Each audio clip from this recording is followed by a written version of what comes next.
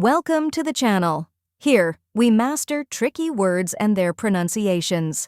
Today, we're tackling the word requiem. It might seem a little tricky, but by the end of this video, you'll be able to pronounce it with confidence. The correct pronunciation is requiem. Let's break it down.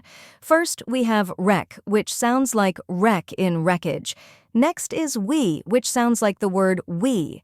Finally, which sounds like the in plum. Now, let's put it all together. Requiem. Try repeating after me, requiem. Now a little faster, requiem. And at full speed, requiem. Keep practicing, and soon, this word will feel natural to you. Now that you've mastered the pronunciation, let's go over the meaning. Requiem refers to a mass or a song for the dead, often used in religious ceremonies or in the context of mourning. And that's it. Now you know how to pronounce requiem and what it means. If you found this helpful, give this video a like and share it with others.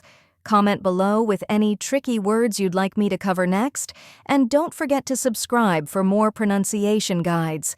See you in the next video.